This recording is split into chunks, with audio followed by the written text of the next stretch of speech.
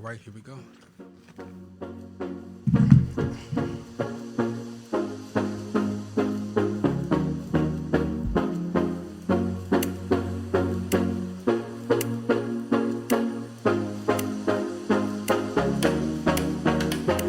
Welcome to the show tonight. This is Community News, which you can use with John and Gloria. I'm John Martin. And I'm Gloria. All right, we got a good show here for you tonight. We have 3 special guests in the building tonight, and we're going to hear from all of them. Gloria, how was your weekend? How was your week coming along so far? Not bad. Not bad at all? No, the snow didn't bother me. I kept moving on. You know, hey, that's how you do it. You just keep on pushing. That's all we can do. Oh, yeah. We had a prayer walk today with Bishop with the 21 days, and we walked around North High School, I think 7 times. Like, you know, I mean, I was walking. I got kind of tired.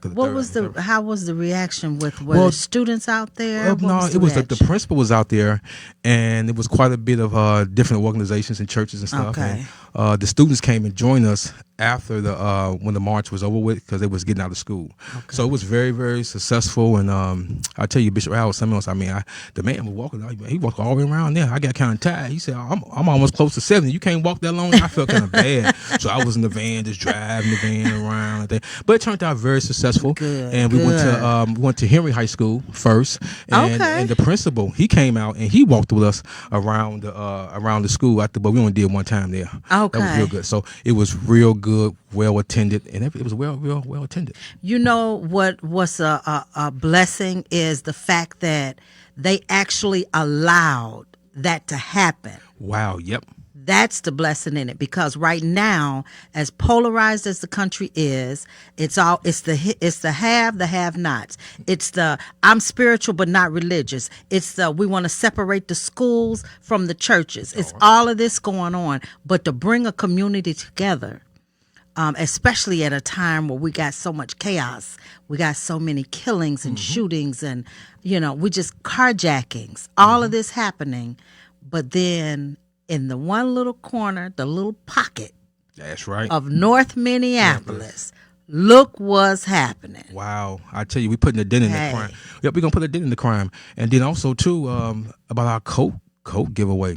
Now, me and Gloria came up with a challenge now. 500 coats we're trying to collect.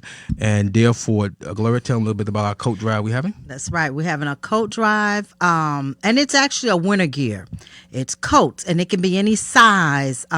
Hats, scarves, gloves, all of those things just to keep our people warm.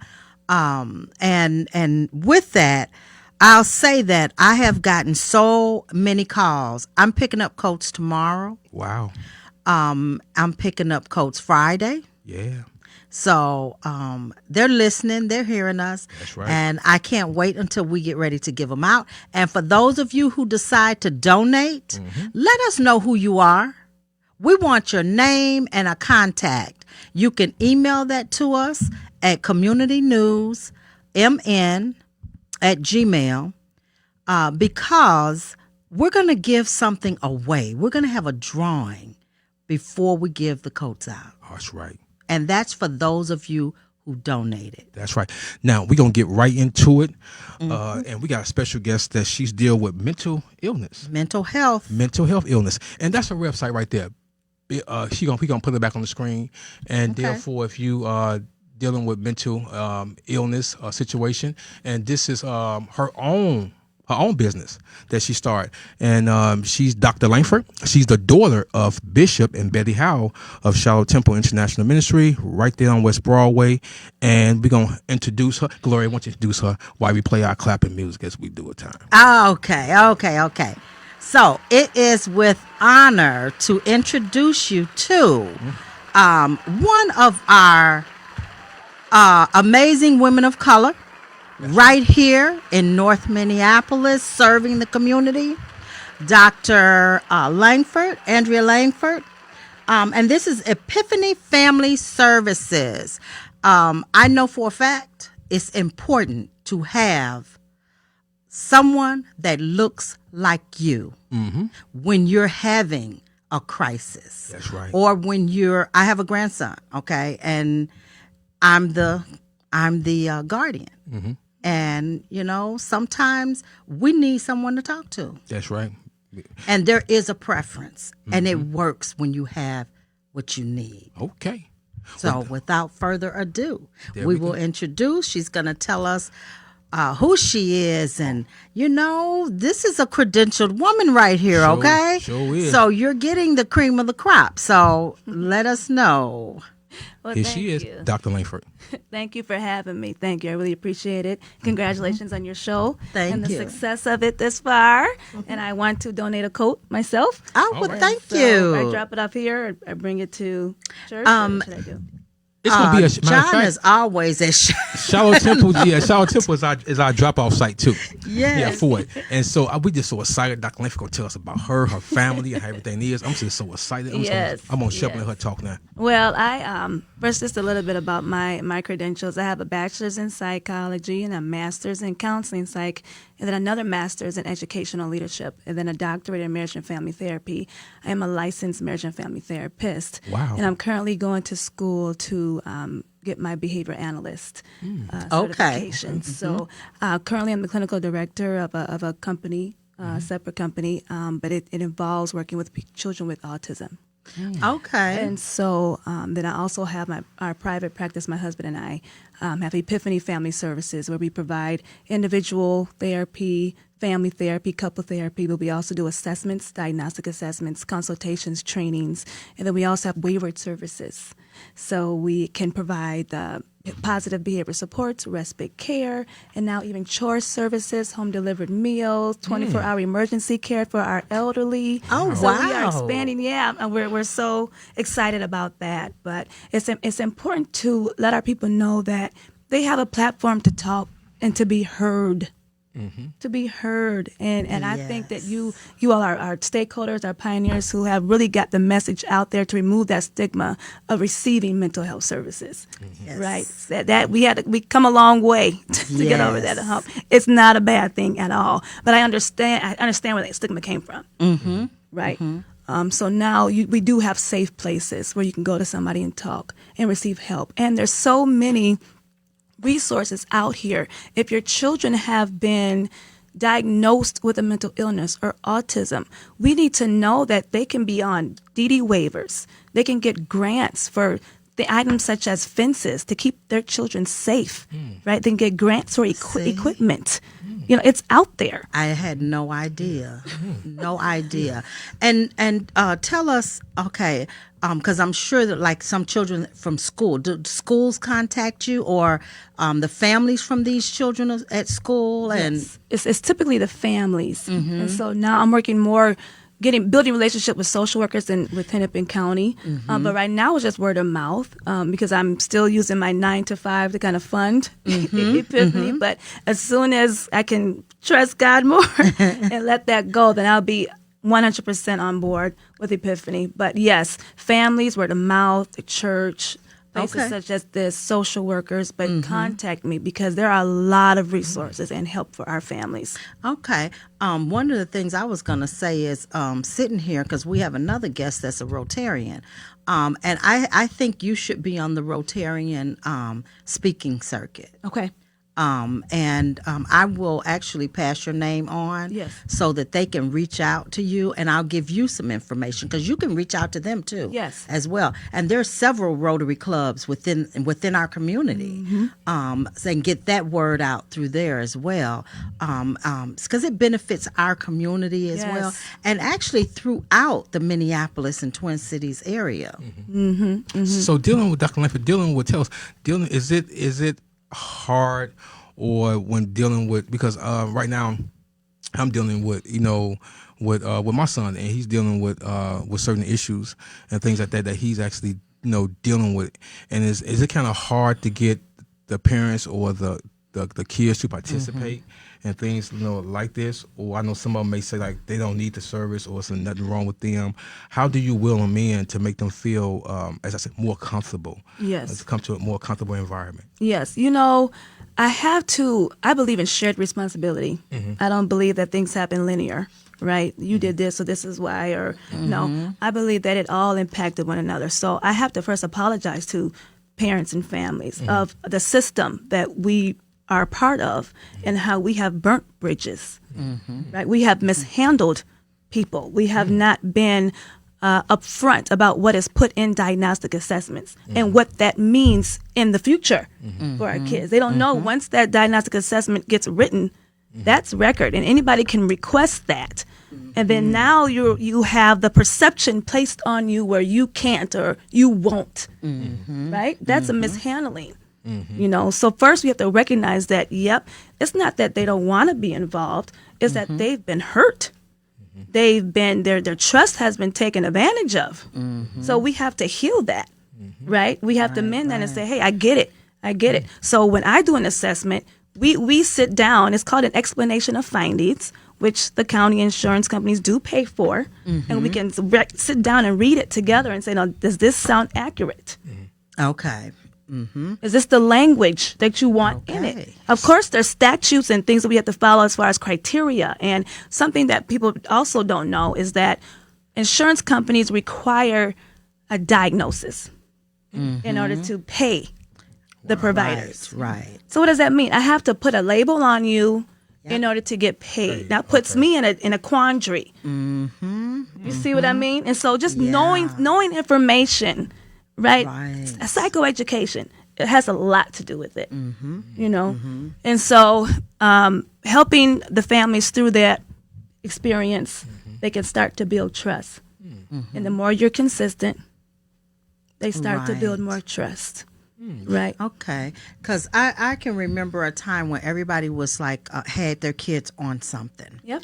To get a disability. I mean, I hate to say it like that, but it was a disability check involved. Yep. Okay. Yep. So, and I'm hoping that has kind of fallen away a little bit. Yes. But what I look at and what kind of you think about is, okay, that was some years ago. So now we got all these children that are now young adults. Yep.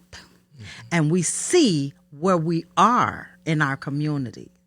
And I don't think anyone is making a correlation between some of that. Broken trust. Yeah. And I think it's broken. Yeah, I think that children is we have some serious mental illness that's going on in the Black community that they pretty much don't talk about. You know, they don't talk about, you know, too much. At the time when I was growing up going to school, I mean, they didn't have. I mean, Black kids weren't taking ADH medicine. You know, I mean, it was the belt, it was the iron cord, that was the medicine. It was only for Caucasian people, really, you know, that type of actually medicine. But like Dr. Langford said, I mean, it's some really, you know, mental problems that run through the family too. That, you know, that kids are, like you said, broken, they don't want to talk, and then they act out and doing violence and doing things to act out their feelings because they feel like no one understand them. You know, and then, you know, don't want to understand them at all. And then it's kind of hard to bridge that relationship between father and mother. I'm a single father, so I'm a single father of actually 3. So therefore, you know, when my daughter graduated from, I always go up to school for all the time for my kids. They always say, "Where's the mother at?" Like, no, where's the mother at? They always see me, you know, everything, and all. They always see me. So it's kind of like hard, and I think that's kind of affect the kid too when the mother is not in the home. You know, then sometimes, you know, it do affect kids, but you know, but up in our community, that it's barely even talk about. They don't talk about too much. No. They try to cover up violence to substitute the mental illness problem that's actually going on. It seems like it. And then I think, too, we are, you know, people will say, oh, you're just crazy. And they put that label on you. So no one wants to go get help. No one is going to go talk to anyone or do anything because, they'll think I'm crazy. And we didn't talk about it then. You know, our parents, our grandparents, no one talked about that. But we would have these devastating and traumatic events. There was a lot of abuse, a lot of sexual trauma, a lot of just violence, children of divorce. You know, all of this it affects the kids. It affects the whole family. But we don't talk about it, and then we don't get help. So if a family, he gonna put back up on the actual website of your website, and then what type of services do you offer? Now go to scroll down to actually right there. That'll do services as well. To service. I mean to services. Yeah, and these are some of the slow down. Some of the services Right there, that she offer. Now, right there, Dr. Langford, could you explain to us about this? Well, you already, but could you explain to us about what the you and your this one right here, the first piece? Yep. Peace of So mind. family therapy.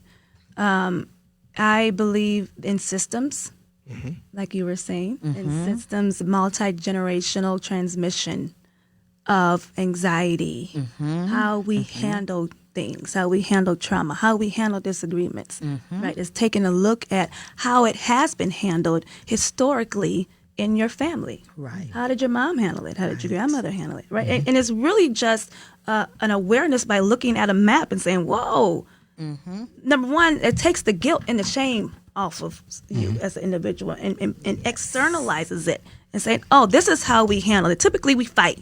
That's how we handle it. So when you're anxious, you're going to go fight. All right, got it. Or when you're anxious, I'm going to go move states. Right? When things get a little heated, I'm a emotional cutoff is what we call it. Yep. Doesn't mean that's healthy either.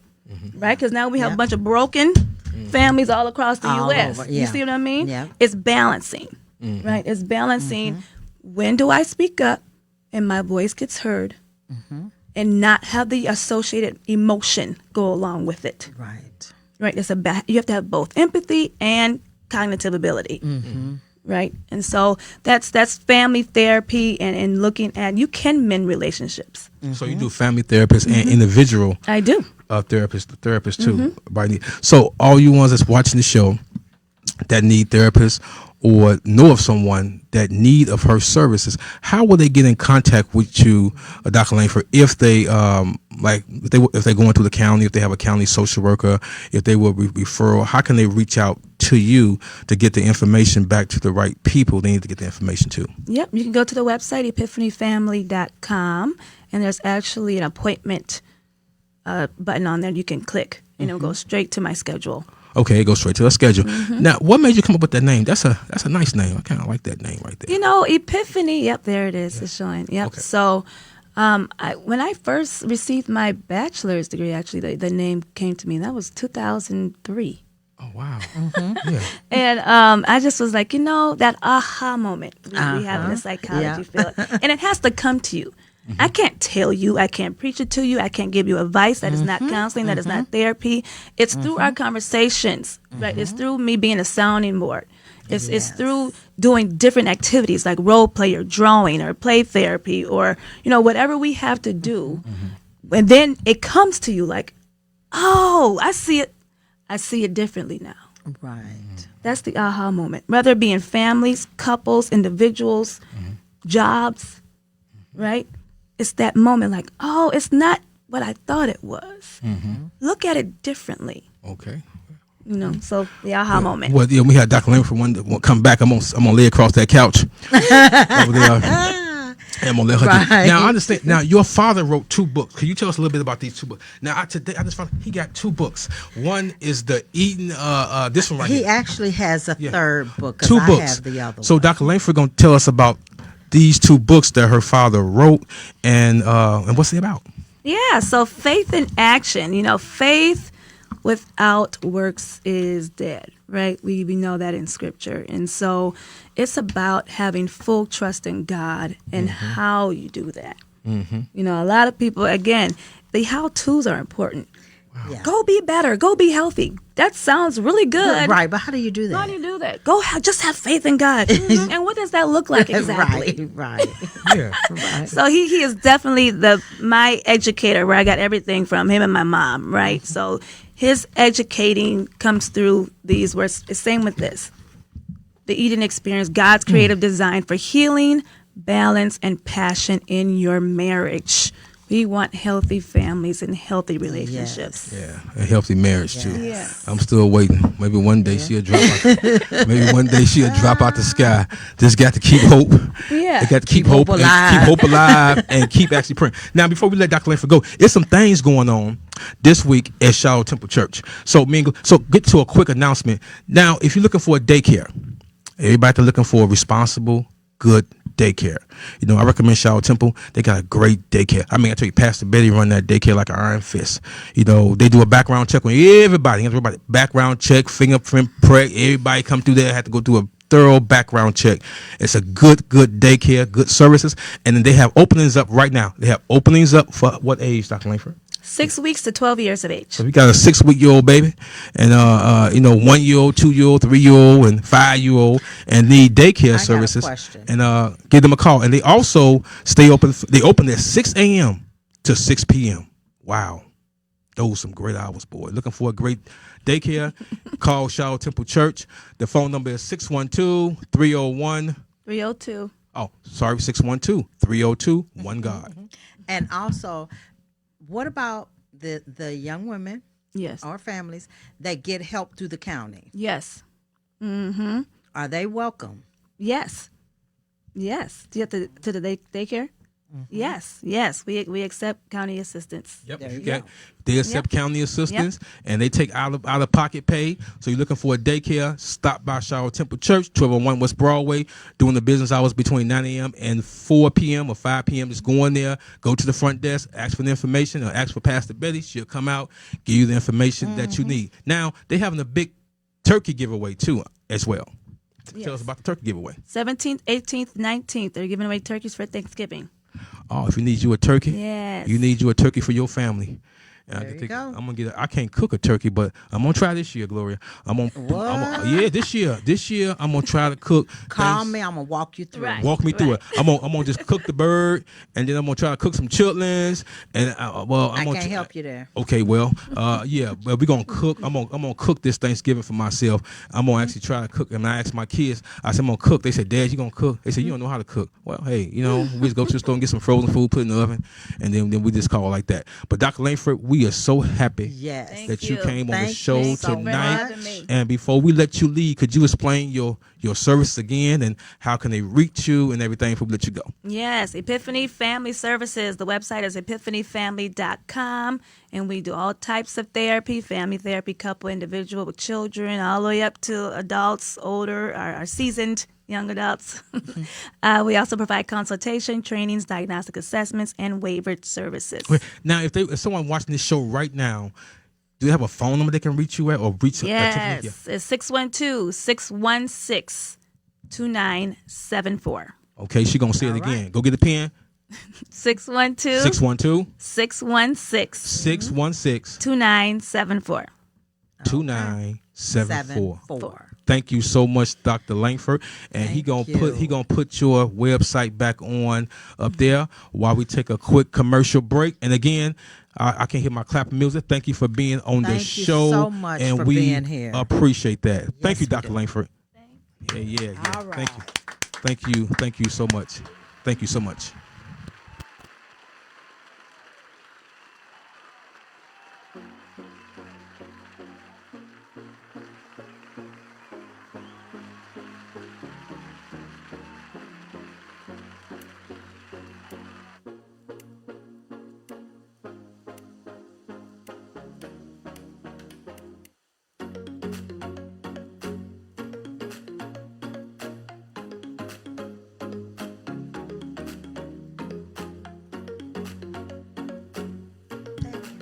All right. We are back. We thank Dr. Langford again for coming in, talking about her great program that she got. Gloria, I think that was real good. Excellent. It was Absolutely. real excellent. It was excellent. So what we needed to hear. So now we know that we do have quality mental health services available for us right there in our own community. That's right. And there's several of them. I mean, there's quite a few now. So, we'll get a chance to get others so that people know that they have, there's more than just one. So everyone can be seen and everyone can be helped. That's right. That was real good. Dr. Langford did a good job, and very proud of her. She got a lot of credentials up under her belt. Yes, she does. I mean, a lot yes, of she credentials, does. yeah. All things are possible for those who believe. Now, we got our next guest is a good friend of mine. I worked with him for a long time in the community. He's a former Minneapolis police officer, and he's just like me. It's just trying to put a dent in a situation that's going on in our community. It's given me great pleasure and honor to introduce to you, many of you may know him, Mr. Beeks. I call him Mr. Antoine Beeks. Welcome to the show. Welcome to the show. Thank you very much. Thank you very much. Welcome to the show. Welcome to the show. So tell us a little bit about you and about your career and what you did in the past and what you are doing now in the present. Well, I mean, I'm born and raised here in the metro area, and as you know, former Minneapolis police officer for about 15 years, and wow. Did some other stuff in safety and security, corrections, et cetera, et cetera. Got a nonprofit organization called Face to Face that is not as active as we would like it to be right now. With COVID and things of that nature. It's kind of taken a little bit of a backseat, but we are in the process of kind of revamping that. And I just, I do a lot of other little things in the community that I can, as far as being a firearms instructor and several other things that I, can do just to kind of help out. And, one of the things that, that I'm kind of doing right now is I'm part of a steering committee, for Joseph Banks, who's currently running for Hennepin County Sheriff. Okay.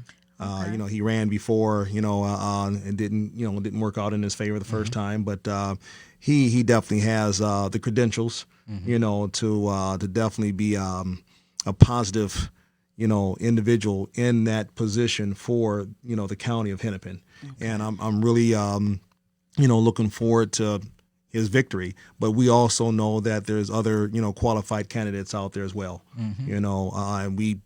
I wish them the best luck as well. Okay. Now, what is Face to Face? Face to Face is a nonprofit organization that's basically built around youth. It's community driven. Again, providing youth with information, resources, training, et cetera, et cetera. In order for them to make more positive decisions. We know that our youth. Especially today, if you will, are facing some very, very, challenging times. Absolutely. And then, they become a product of their community and their environment. And, it's very easy for us to say, don't do this or don't do that, but at the same time, they are the ones that have to, get up and, take that city bus or that school bus or whatever it is to school. And there, as you stated earlier, there's just so much negativity, if you will, that's happening in our community, and our youth are so vulnerable, to all of that stuff, and Dr. Langford, who just left, and I know that we have another wonderful guest that's gonna, come on after me, and there's just so many other different outstanding entities, in our community that's doing so many, different things. I have a cousin of mine, Bunny Beeks, who's, has a Be the Voice nonprofit organization, Nikki McComb. I mean, there's a whole list of them. I can kind of go down the list. But my thing is this here, is that we have to do this together. Absolutely. If we're not doing this together, then we're going to stay independent. And that is part of our problem. We are more mighty when we hold this fist together than we spread this fist apart. Yes. And so that's just kind of where I'm at. Yeah, and I agree with that. That's why we decided to do this show, because we wanted to have a platform that could bring each and every individual that is doing something out there, that has a service, that has the heart and the love for the community, to bring it together, to come here. So people can see it, they can be about it, we can do it together.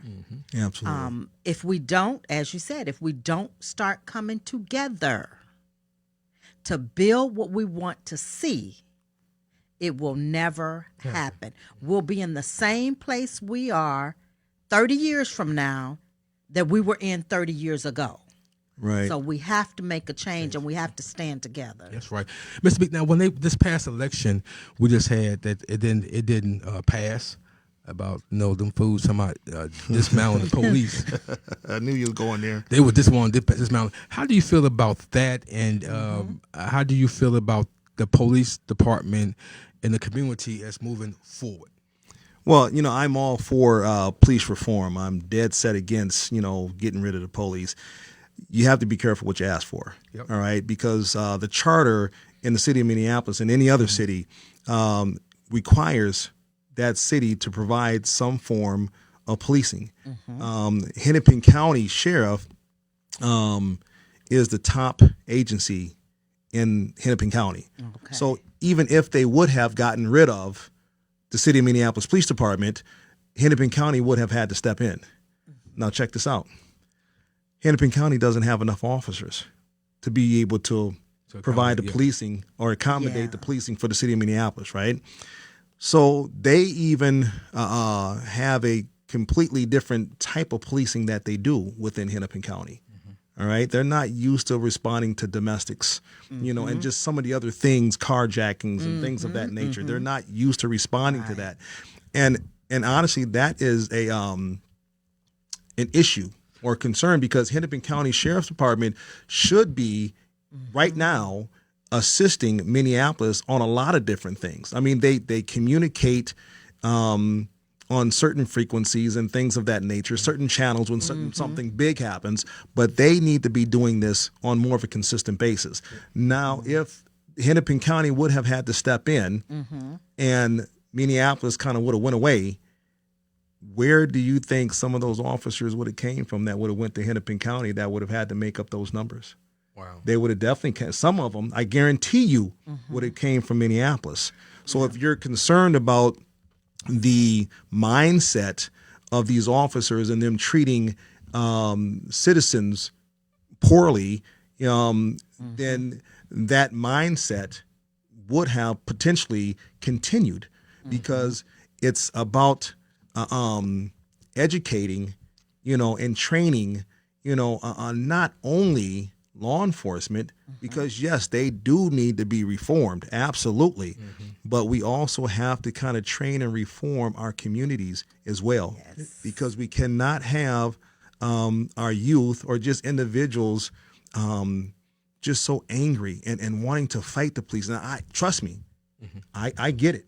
Oh, trust me when I say I get it. All right, but again, if we are going to continue this us against them, or we against me, or whatever the case may be, then where are we really going to go? Yeah. That's So right. what is the difference? What is the difference between, what role do the sheriff department plays, and what's the difference between the sheriff department and the Minneapolis Police Department? Do they? I know they do. What do the sheriff does that the Minneapolis Police does not? Well, again, the Hennepin County Sheriff's Department is the top agency in the county. Okay. So I believe there's like 37 agencies, police departments within the county. So what is the sheriff's responsibility? Well, the sheriff's responsibility got multiple different responsibilities to ensure that things are transparent within the county, not just a city. Okay. So they still have a responsibility to ensure that even these individual agencies, are providing adequate services, to the community. So the sheriff's department have more jurisdiction over the police department, correct? Correct. Okay. Now, I'm glad you said that, because even if the county would have came in, the county doesn't respond or doesn't have to answer to city officials. He doesn't have to. They don't have to answer to the mayor. So then therefore we would have had other issues and concerns that would have needed to be addressed. So who did the sheriff answer to? I believe the sheriff answers to the governor. Okay. If I'm not mistaken. Okay. I would have to double check, but I believe he answers to the governor. Okay. And I think that's something that I don't think was thought through clearly. Emotions. Yes, that's exactly how it got on the ballot in the first place. Absolutely. Through emotions. Because you have to look at for everything that happens, there is a reaction. Okay. It's a chain, and then there's a trickle down. And if we just look at, we want to defund the police right here in the city. Well, okay. So when you do that, what else is going to happen? What are the other effects? Absolutely. So yeah. Yeah, I think that when it kind of comes to the mayor, city council, the chief of police, other city officials, including, Hennepin County Sheriff's Department, other nonprofit entities, or even like churches and other business owners and things of that nature that needs to be at this round table when it kind of comes to this police reform. We have to be able to do this together, and it's okay for us to agree to disagree. Yes. We shouldn't always agree on everything anyway. No, we shouldn't. Right? But at the same time, we don't need to kind of get all upset and frazzled and dazzled, because I'm not agreeing with you, Mr. Martin. And there's some conversation that even me and Mr. Martin has had in the past that we always didn't agree upon. Yeah, that's right. I bet there have. Yeah. I bet there have. So moving forward, do you think that the community and the police will be able to I say work together, because they've been keep on rewriting. I think they might have a book almost thicker than this book right here on police reform. So most people that's watching the show might not understand what is police reform. I mean, what is they trying to reform? Because every 4 years or every 3 or 4 months, everybody want to come in and write a new chapter in the book. Mm-hmm. But they haven't gone through the old chapter that they wrote. I think it's kind of like just dealing with right now, since COVID been along, since COVID came on the scene. I think that crime and violence has risen because the kids was out of school. They was out of school. I just think things just pretty much got out of control, and we dealing with a young generation with a young mindset, and they have a mind of their own. Do you think it's kind of hard and difficult as community leaders as well as the police department to try to tackle and deal with these certain issues? You have a 21 days of peace. We're doing all we can. You have other organizations out there doing what they can. What would you say to individuals out there that's saying it's not working? Let me ask you this here. When was the last time you had, 21 days of peace, maybe even face-to-face, or any other, nonprofit entity, that's been out here in the community, with the sheriff's department, with the mayor, with the police chief, and working together, saying that enough is enough, and let us come up with a plan together. It has been quite some time, and that's only been when things were pretty good at that particular time. All right.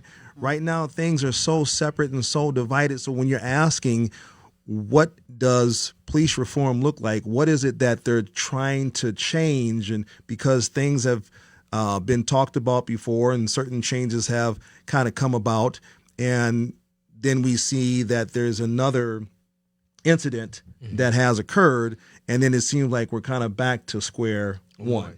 Yep. Right? So when you talk about police reform, it comes in many different shapes and sizes and colors. Now, catch what I said, many different shapes, sizes, and colors, right? That means that there's many different people, many different entities that's going to have to be at this round table to ensure whatever that police reform is for the city of Minneapolis, that we're going to have the adequate input from all of the necessary pieces in order to make this work. Now, nothing is pretty much going to be 100%. There's always going to be some gap somewhere, but instead of somebody pointing some finger at somebody and say, see, I told you, find a solution for it. Find a solution, right. In all the training that I do and teaching that I do, I tell people, when you come to me with a problem of some sort or concern of some sort, also come with 2 possible solutions, because that is where, we are going to, again, go from this to this. Yeah. Gloria? I agree. I think for anything to happen, it's going to take many different hats at the table, not just because I am part of this. I'm at the table and they're at the table, and we're going to come up with a solution for you. No, that's not going to work. We're going to continue to get what we get: separatism and polarization. Well, What was the gentleman? Jeremiah Jarrell? Ellison? No, Jarrell that was here. Oh, Perry. Jamel Perry. Mr. Perry. Mr. Perry made some very good points when he was running for mayor.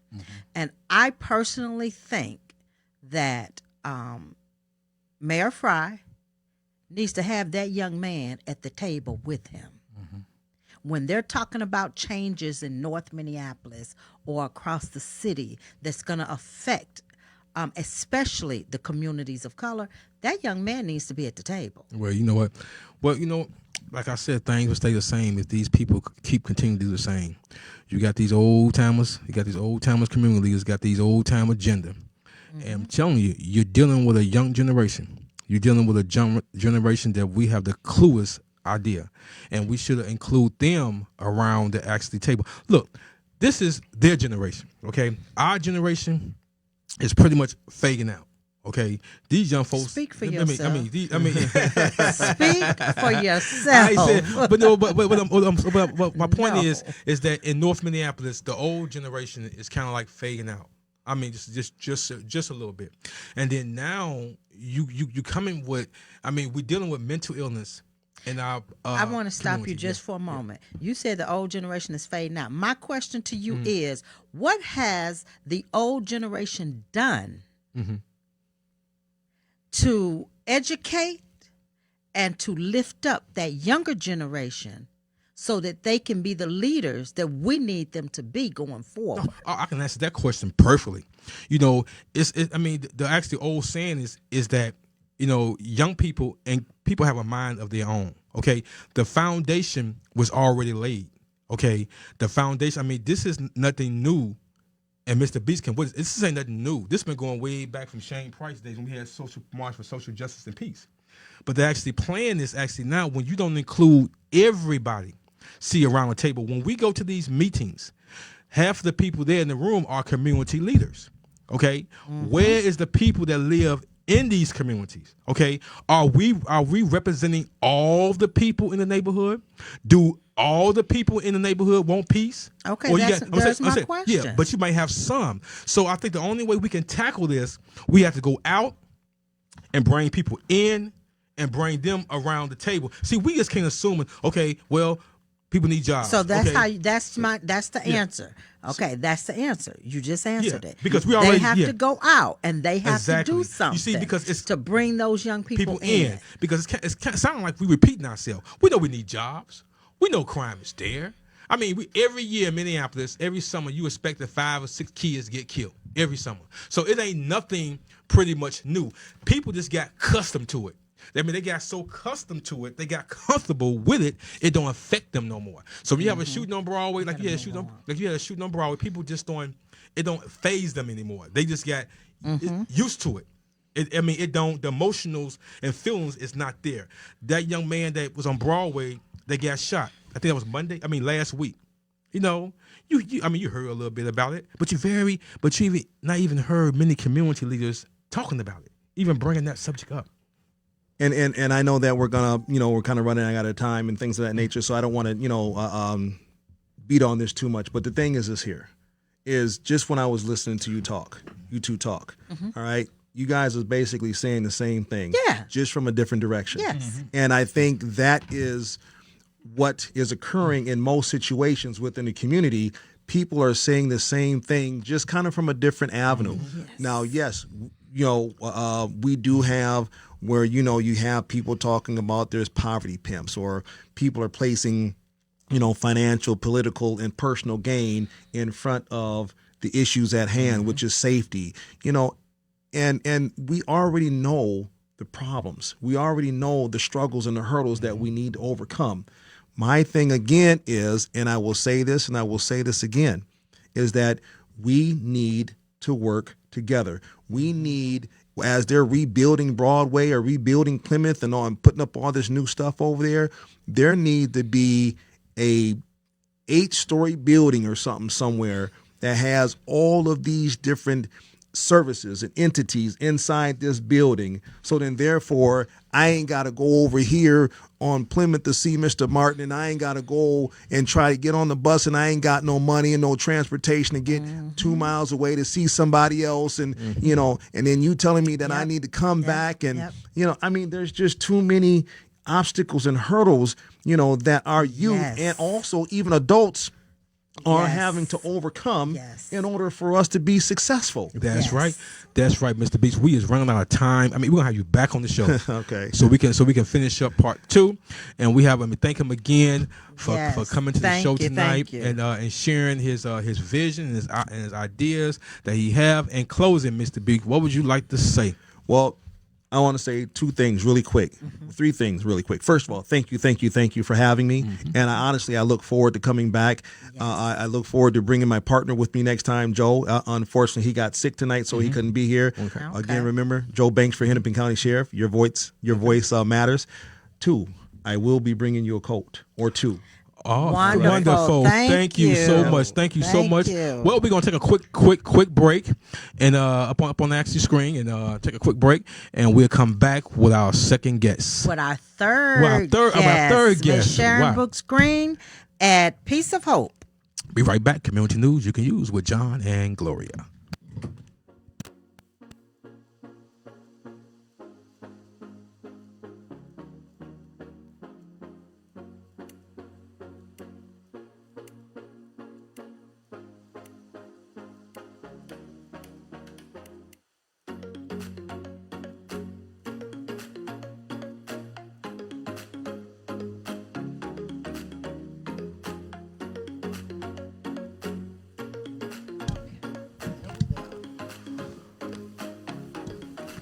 All right, welcome back to the show, and our third guest, Miss Gloria. Introduce our third guest to the show tonight. All right, I sure will. I am going to introduce to you a colleague, a friend, a fellow Rotarian, a businesswoman, an advocate, and an activist. Okay, and now a doctoral student. All right. Miss Sharon Brooks Green, and she has Piece of Hope, and I just find that what she's doing for the families is awesome because I myself am one of those families. So I appreciate her, and I'm going to turn it over to her and welcome Sharon for coming on the show. Welcome to the show. And we're going to turn it over to you and tell us who you are and what is Piece of Hope. All right. Thank you both, Gloria and John. I'm so glad that you all are in existence. We needed this kind of dialogue to happen in our community. The previous guest, Dr. Langford, bringing the solutions for mental health issues, and Brother Antoine Beeks coming along and talking about security and us working in unified measures is so important. My name is Sharon Brooks Green, and I am a doctoral student, as you mentioned, in public policy and administration. I'll be getting that degree sometime soon. I also have an associate's degree in individualized studies. I chose that intentionally, as well as a bachelor's degree in individualized studies with a focus on bringing resources to families of the imprisoned, which is something that's really near and dear to my heart. I have a master's degree in advocacy and political leadership because I wanted to know, bringing the resources is one thing, but then how to deal with the systems, because I too, like Dr. Langford mentioned, I believe the systems can work. They can work. There's a certain amount of unity involved in systems. They are not in silo. Right. The medical system is working with the educational system, who's also working with the criminal justice system. Right. So if we can think that way and get unified, then perhaps somehow a Piece of Hope and Epiphany and Face to Face And then we're all here now with your radio show. We're all part of a system that can be part of the solutions to some of the stuff that's happening in our community. Absolutely. That's good. That's bringing this to the piece of hope. And Gloria told me about it. I said, well, what is piece of hope? And she explained it to me and everything. And, many people might have even heard of Face-to-Face with Mr. Beeks, and as well as Piece of Hope. And could you share us about what Piece of Hope, how you get started, what made you start, what was your vision? Sure. Well, the year was 2001, if you all recall. It was the year of 9/11. And one of my children he had been acclimated into the United States Army, and then he was, going through all the paperwork and everything, and he was supposed to go to the Army and had been arrested like the night before. And it changed my whole world. And I was looking for help, what to do and who to talk to. This is over 20 years ago now. Yeah. So, and my church was really good. We were in Chicago, Illinois, which is my hometown. And my family was excellent. My neighbors were great. And it was not an epidemic yet. So he was kind of an anomaly to be arrested and go to prison, actually. And since there was no resource for me, there were plenty of resources. Well, not plenty. There were some resources for him, but none for me. I began organizing, and this is before any of those degrees, because I do believe that experience is the best teacher. So I started organizing and pulling women together. Hey, is your son arrested? What about yours and your daughter? And then there were some men who were experiencing that too. As single parents, like you mentioned, John, there were some men back then who were experiencing that, and we got together, and I joined Operation Push and the Black Panther Party, and several other groups, and I formed a group called Mob Inc. And it stood for Mothers of Black Brothers Incarcerated. Okay. And I became incorporated in Chicago, Illinois, and we fought. And I was the forefront of it because for some reason I was fearless. I know the reason. They had my baby in there. Right. That's right. In Cook County Jail. And it was no joke. It was terrible. And I didn't know enough. I realized that now, I would take my little baby girl I had at the time and put the black shoe marks on our face and go up into the jail. I was thinking back now, we could have been hurt, but that's how the theory of Piece of Hope started. So fast forward to 2012 here in Minnesota, we had relocated and kind of got our lives together, and I had another experience with incarceration in my family, and there was no resource for me. And again, the churches were really nice. New Salem Church, Shiloh, and a few others were nice, and they were helpful, but this didn't exist. So I created it. And again, I started recruiting, and hey, is it you? Is it you? And by now it had kind of got pretty popular to have somebody in prison. It was common, we all do. And so we just built from there, started taking people to and from the prisons in my car. I charged nothing at the time, and I had no resources. It was just faith. And I still don't know how we were able to do that, but we did. We visited all 11 prisons and all of the jails that we could, and we just wanted to be part of the solution. Wow. So prior to going to the prisons, which is still part of our curriculum now, is we have workshops you have to attend, or you could do it online now. You gotta kind of tell us who you are, and I'm really connecting to what Dr. Langford said, that mental piece. That mental piece, we have a kind of a worksheet. It's a quick synopsis of where you are mentally before you could even ride with us, and we learned that the hard way, taking people kind of raw, and had some experiences. So in 9 years that we've been around, we've learned some things. So where are you now? Kind of a check sheet. Yeah. So if people want to know more information about the Piece of Hope, they can go to your website, and then they can look it up. So you take people to jail to go see loved ones or relatives or boyfriends, girlfriends, whatever they want. Sons, daughters, wives, husbands. Okay. And not only our website, which is www.peaceofhope.info, we now have an app. Oh, okay. We started our app this summer. It's called Piece of Hope. It's at your favorite app store. If you're Android, it's on Google. I'm looking at some pictures of me. Or you can go to the Apple store and download Piece of Hope for free. Okay, and this is about you, your little telling people about you and how you got started and everything. And then you got the schedule, events right there. Okay, they can go there. They can look at different events that you have that's coming up to the site. Now, how can they reach you if someone wants to talk to you directly or one of your staff people?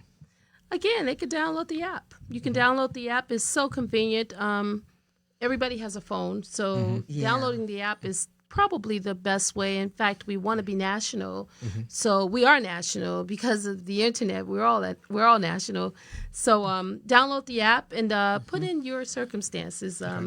Being incarcerated is a phenomenon that's affecting all of us at this table. Without me even interviewing you, without me even having to know anything about you, I know that you're either directly affected or once removed from it. So downloading the app, putting in what your circumstances are, what you need from Piece of Hope, it would be really helpful. Or you can go to the website, peaceofhope.info.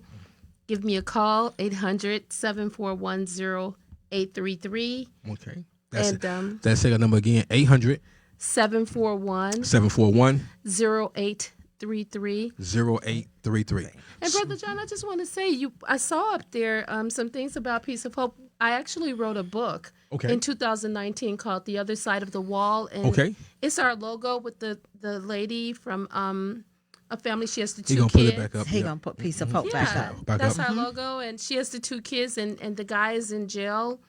And which is really a common situation. Oh, that picture right there. That's our logo. Okay. And I wrote a book called The Other Side of the Wall with that same logo on it.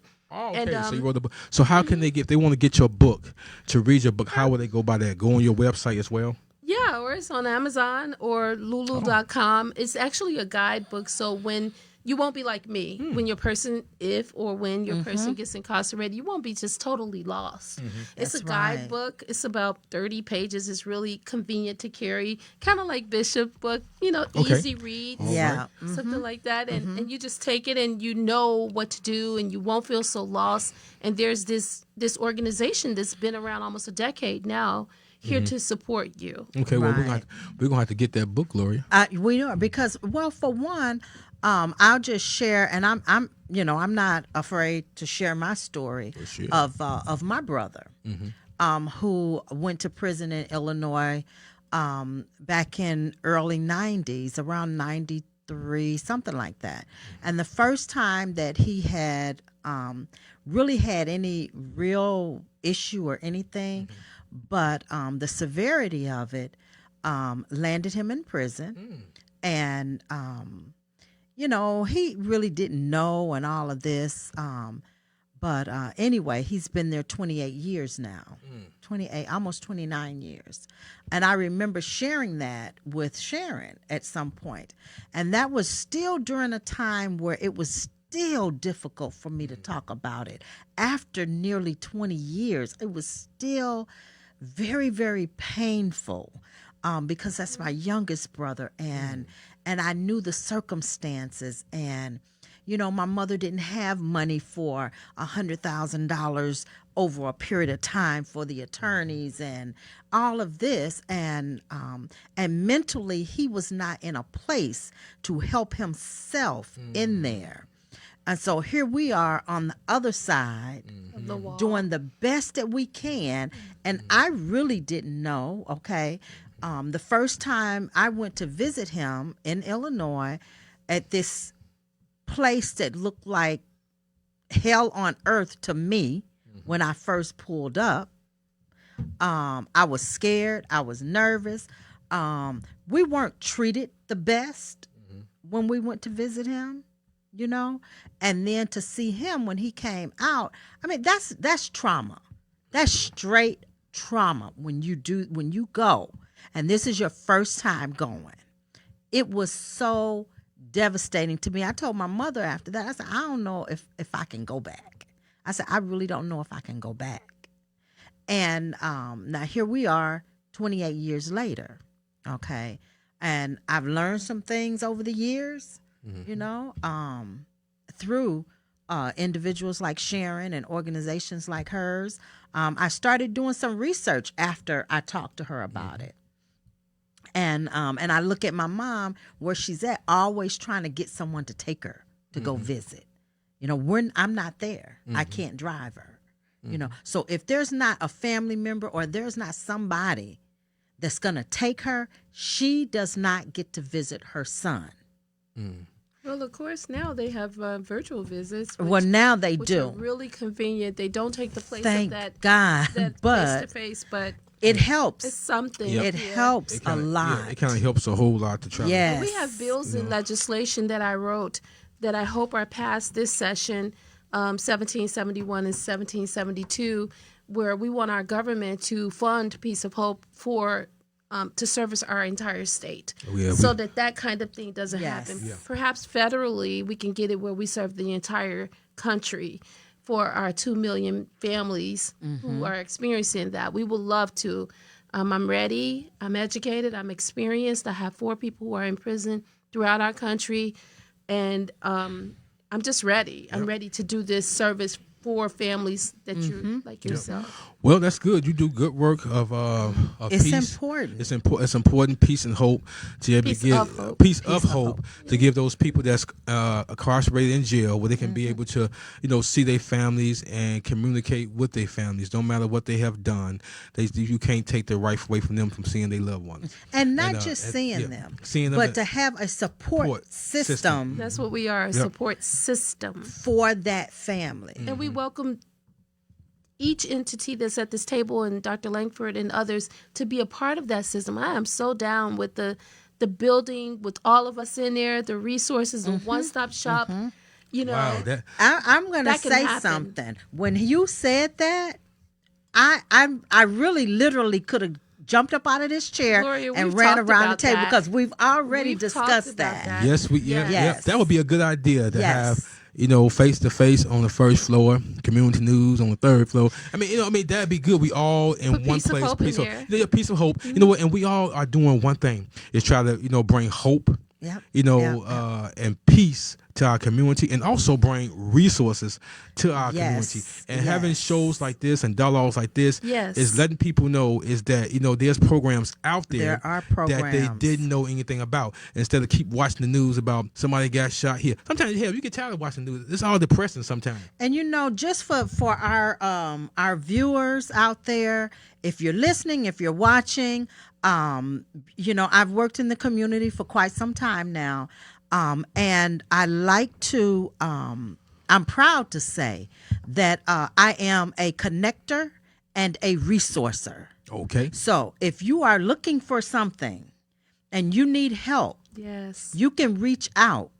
And I love, that's part of what I do. I love being able to get out there, find those resources, connect people, talk to people. Well, you know, so-and-so is over here and they do this. You talk to them. Matter of fact, tell them I sent you, because a warm handoff is what they need. That's right. That's what they need.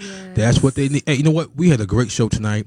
We thank for our 7:58, and you know, the producer saying we gotta get up out of here. You know what? We had a good show tonight, Gloria. Yes, we did. And we had some fantastic guests on the show tonight. My gosh. Sharon, you was excellent. I tell you, Mr. thank Beeks, you was awesome.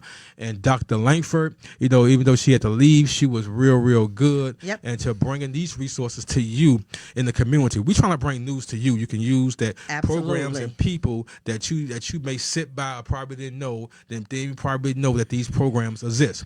But like Gloria say, they do exist, and we want you to take advantage of them.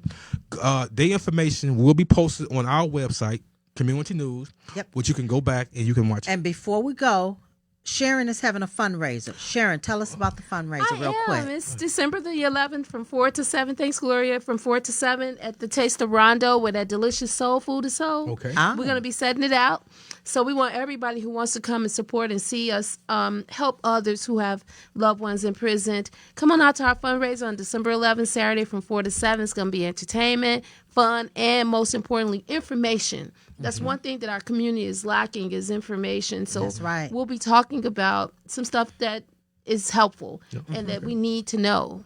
And I have a flyer, so I will be posting the flyer on our Facebook page, Instagram, and also with that, before we go, I have to do a plug shamelessly. You gonna play that music? Okay, before he plays the music, All right. shamelessly. I hear it now. I will be out at the Common Market. All right. I will put that flyer up. I will be selling my African products out there. I will also have my business cards so that if you're looking for coaching, if you're looking for a mentor, if you're looking for resources, give me a call. The Root Pathway, LLC, is my business. That's right. And don't forget, we need the coats. We need the coat. We need the coats. We need I'm these going to coats. bring a coat. Yeah. So 500 is the number. So please help us out. You know, somebody that want to donate us a cup and support our coat and support our website and support our show, please do so. This is community. I don't hear the music. I mean, we can keep on talking. He gonna let us go. Oh, there you go. There now. he go. No, I hear it now. Oh, He put there it on. he is. Well, we had a good show tonight. Oh, we had a wonderful show. an We awesome show thank tonight. you for watching. That's right. Join us next Tuesday. And you guys, don't forget about that turkey giveaway. Turkey giveaway. Shiloh Temple, you need your turkey. Get it. And don't forget, Mr. Beaks, Face to Face. We're going to put the information up on our site. Sharon Brooks, Piece Yep. of Hope. And Sharon Brooks, Piece of Hope. And Dr. Langford. Until next time, y'all, I'm John Martin. And I'm Gloria Howard. This is Community News. What You can use. See you next week, y'all. See you next week. Thank you.